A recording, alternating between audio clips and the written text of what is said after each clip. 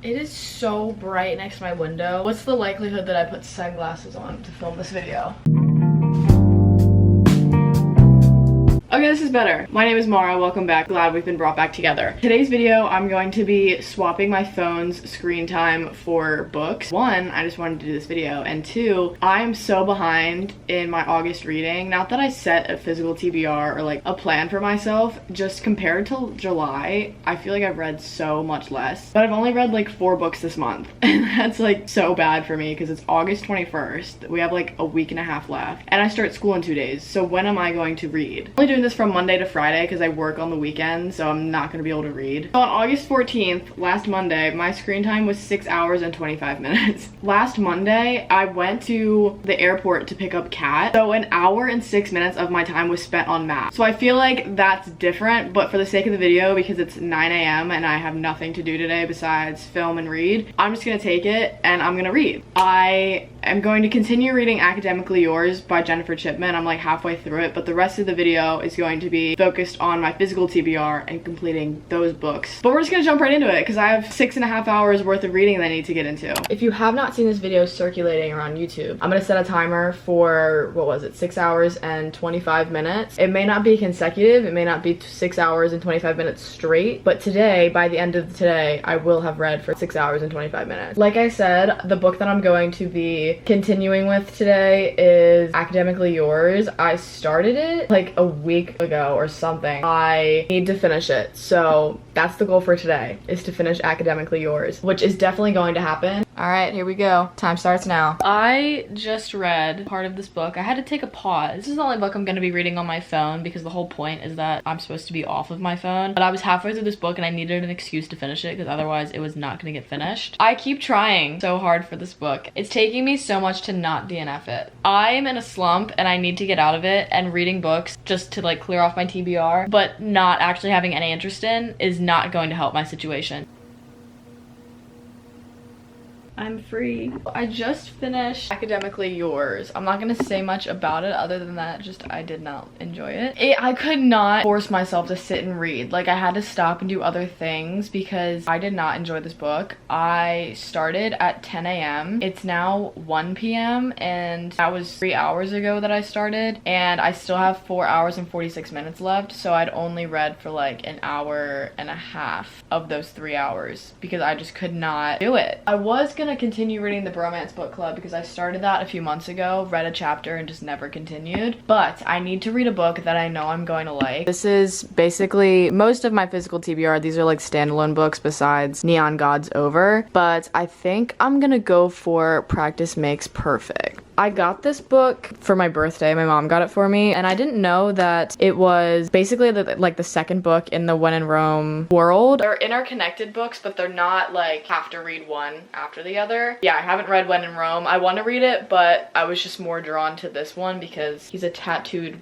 brunette. Basically, if you don't know about this story for whatever reason, I feel like everybody else in the world has read it. Small town romance. Says Annie Walker is on a quest to find her perfect match, someone who complements her happy, quiet life running the local flower shop in Rome. But mind you, it's Rome, Kentucky. All right, it's not Rome in Italy. We're in Kentucky. So it's about Annie and this guy named Will who is a bodyguard. Anyways, we're just gonna read this. Dive right in and I'll let you know what I think as I'm reading. I feel like I'll like this one. I've heard like mixed reviews about it, but I really like her books, and right now I just need like a short, easy, cute read. So this is what I'm gonna go with.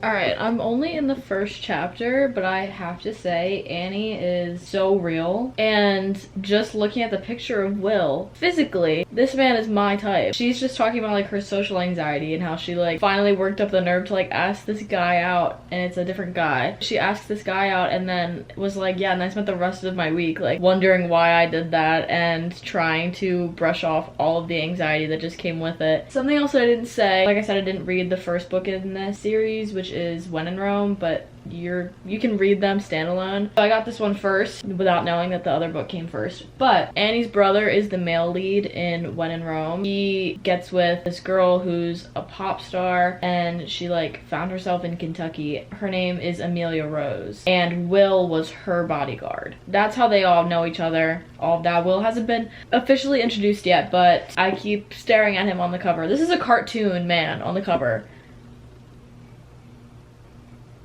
But I'm listening to a playlist. I already feel better about this book than I did the last one. So sorry to the author of that book, but it just wasn't for me. And I really like Sarah Adams' writing, so here we are. And I'm thoroughly enjoying so far. I'm like halfway through Practice Makes Perfect. Ooh. Like halfway through. I love it. I think it's really good. It's pulling me out of my slump, so thank God. Something I do want to say though, I'm going to talk about it in detail in my August wrap up, which should be coming pretty soon because it's like almost the end of August. Trope I usually don't like is teaching how to date, or like teaching how to like do things in a relationship. Things like that really I think are weird and awkward, and I don't personally like it. I actually DNF'd a book earlier this month that had that kind of trope in it. This one I love though. I don't know why. I think it's the dynamic between the characters, because Annie is very much a character that's like, you know, everybody thinks like I'm so innocent and like I don't like that, and everybody think that because like I haven't been in relationships that like I'm just like this sweet little girl. But like she doesn't make that her whole personality, because I've definitely read books where like the entire personality of the female main character was just her being like, I've only ever been single and I literally am just so sweet and innocent, and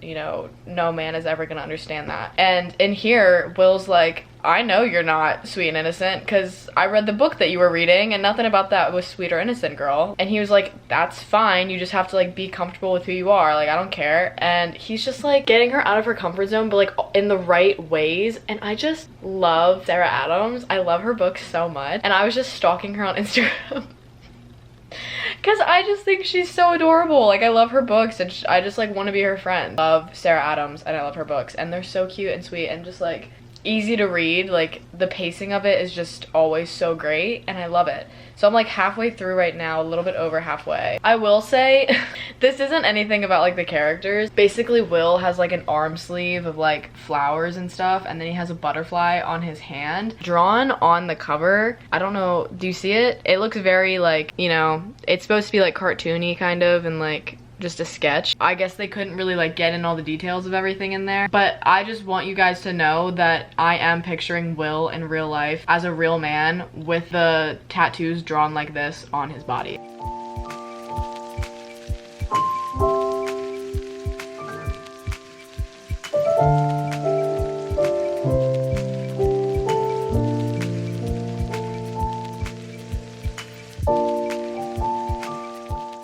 Yesterday I read for my whole 6 hours and 35 minutes or something. Today it's 5 hours and 36 minutes. It's currently 11:30. I have 4.5 hours left about, so I read for about an hour. The only issue is I was driving around Monday to Wednesday because Kat was visiting me. I was using my maps at all times, so literally an hour at least every single day is just for maps. I was really tired last night. I had an awful headache when I stopped filming and when I stopped reading, so I didn't update you guys on the books, but I did finish Practice Makes Perfect. I really liked it. I'm gonna talk about it more in my August reading wrap up. I really enjoyed that book. It was really cute. Some parts were really cheesy, but like I was kicking my feet and I loved it, so it was all good. Now I finally decided after that book that I was going to read the Bromance book club. So I did start reading it a little bit last night. I'd read a chapter like 2 months ago and then just never continued because I found other books that I wanted to read instead. Morning though, I woke up and immediately started reading for like an hour. I made some more progress. I'm on page almost 100. I'm on like 98. I like it more than I thought I would. I'll be completely honest with you. The only reason why I picked it up was because it was $3.50 from a secondhand bookstore I got like 8 months ago. It takes place in Nashville, and it's really odd because like they're talking about places that I go to because I live in Nashville. Basically about a Nashville baseball player. His marriage is like declining, but it's so dumb because like the main reason it's declining, basically that they decide they want to split up, is because he finds out that his wife has been faking it the whole time they've been like doing things together. Like, you know what I mean. I'm not gonna say this, but like, you know what I mean. That's what brings them their divorce. Because of a man's ego being crushed, they get a divorce. But basically he ends up of coming to his senses and he's like, okay, this is kind of dumb. We need to work this out. And she's like, well, I don't like how you blew that up as big as you did. So no, like, we're not gonna get back together. But they have twin girls that are in preschool. So he's like, I don't want to split up and I don't want to do this to the family. So he's basically with his friends, they're in this bromance book club where they basically are reading romance books as ways to like take notes on women so that they know how to satisfy women and they know all the right things to say. It's funny, but like in a real setting, how about you just learn to be a man? Like, why, like,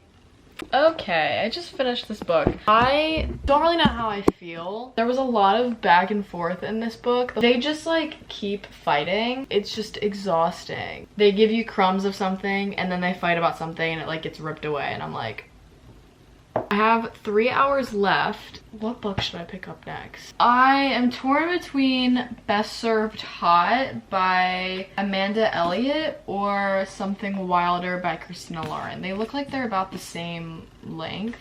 Okay, you know what? I think I'm gonna go with Best Served Hot. I just like the vibe of it. I think it looks cute. It is about Julie Zimmerman, who works as an assistant, and after hours, she's an online restaurant reviewer. Oh, okay, so the male character in here apparently stole her dream job. She confronts him about his outdated opinions on social media. Then they agree to partner up after they have this like fight in public. They partner up for a few reviews to further their buzz because everybody's like, oh my god, they just fought in public. That's so funny. This sounds really good. I think I'm gonna like this, or at least I hope I do. It's reminding me of In a New York Minute, which I have spoken about before, and I did not enjoy that book at all. But it's just reminding me of that because they like went social media famous because they got into a fight. But in A New York Minute, they got social media famous because her dress ripped and he like gave her something to cover up with. I'm gonna start reading Best Served Hot and I will let you know how it's going.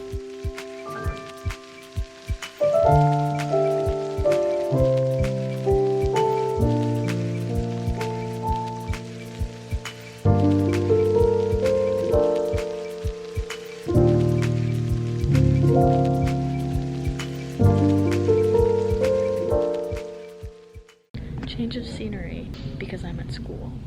Last night I was like, I'm totally gonna finish Best Served Hot. Didn't. Almost finished now after like 3 more hours. So I finished reading last night, had anxiety, so I went to bed. Woke up this morning, went to school. I had a huge break between classes and now I'm reading. And I've been reading for on and off for like an hour. The thing is, I don't dislike this book, but I don't love it. It's like a weird 50-50. It's cute, but like the characters are giving me nothing and it's almost done. I'm conflicted. I don't know what I would rate this. I feel like the romance is like heavily laid out as a plot point, but it's like never there until the end. Anyways, I have 4 hours and 45 minutes and this is my next read. I'm home from school. It's 8:30. I still have 4 hours of reading left.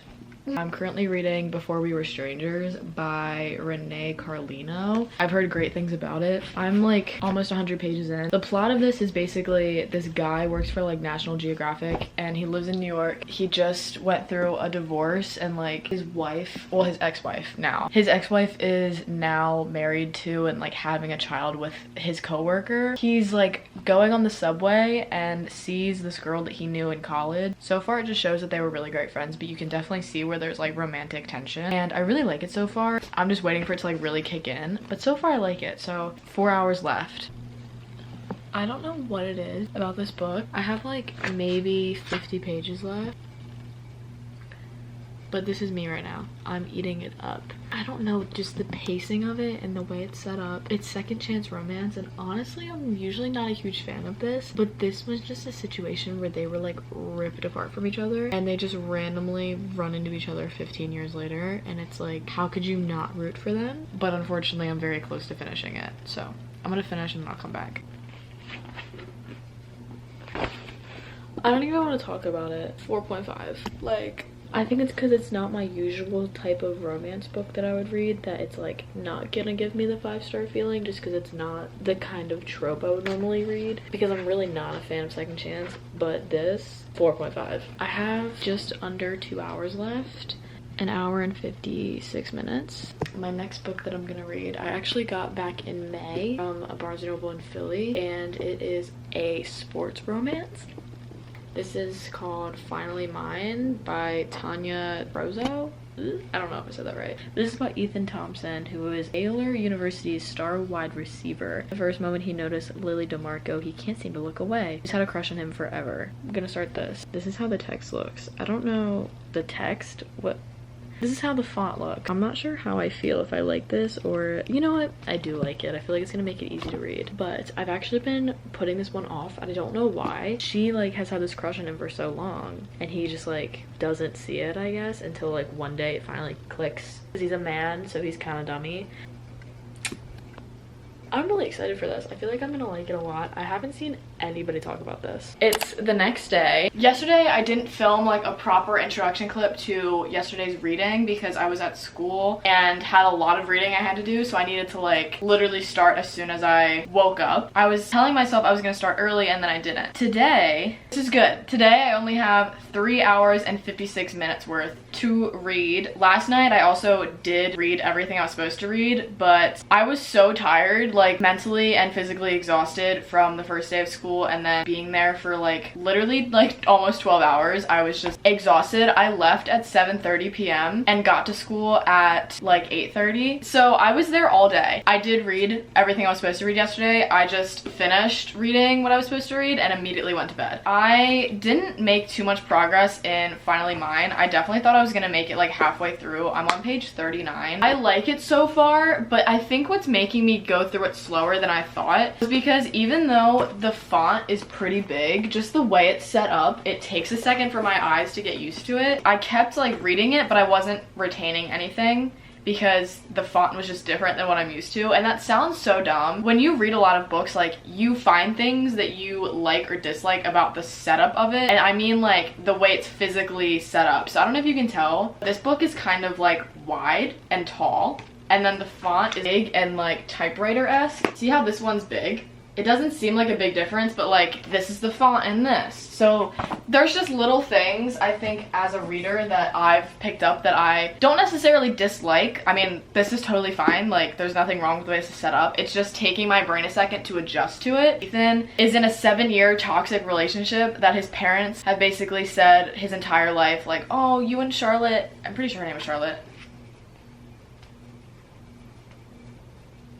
You and Charlotte are gonna get married, you and Charlotte are gonna be together, so for the sake of their families, they basically got together, and he realized later on that he's really not into her like in the way that she is. He meets Lily at a party, and then she ends up being his waitress when he's out with like the boys. Everyone's like, oh, you need to leave Charlotte and like go after Lily, and he's like, well, I'm in a relationship, but like I really would like to be out of it. He's like, you know what, I'd really like to like hang out with Lily some more and see like if I could get to know her, but she's like, oh my god, this guy is so hot, like I have absolutely no shot.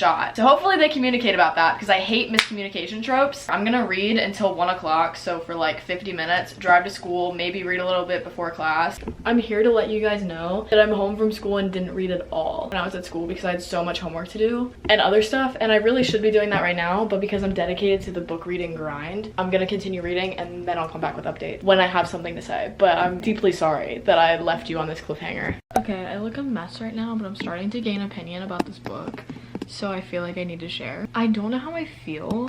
Like, by the back of the book, you kind of are led to believe that Lily has known of Ethan and like has had a crush on him forever, because that's literally what it says. But I don't think there was like a crush. I think she just knew who he was, but I don't think there was like really a crush there prior to them like having this meet at the party. And then also like asked her to get coffee and was like acting like he was already in love with her. He was like, I hope she feels it too, but like there literally is like nothing yet. Like they just got coffee, and like the coffee scene is like cut from it. Like it just tells you that they did go get coffee, but like it doesn't tell you anything. But it's taking me forever to read it because I'm just like not really into it, which is kind of sad because I was really excited to read this book and I've had it for a few months. I'm just confused because his friends are like, you really like her, oh my god, you really like her, but they've had like 2 interactions. I just feel like things are moving too fast. Also, I feel like there's not enough sports in here. Like I think the point of him being the star wide receiver was really just so you like understood that he was somebody that people would have eyes on. They've had like 2 moments of football. I don't mean to like compare it to other books. When you read the off-campus series, they're consistently like in a hockey practice or like in a hockey game. So this just feels like if you're gonna like put it on the back, I feel like we should be having a little bit more football in here. This book, I don't even know if I feel generous enough to give it 1 star. Like, I'm not gonna say anything here. You're just gonna have to watch my August wrap up whenever that comes.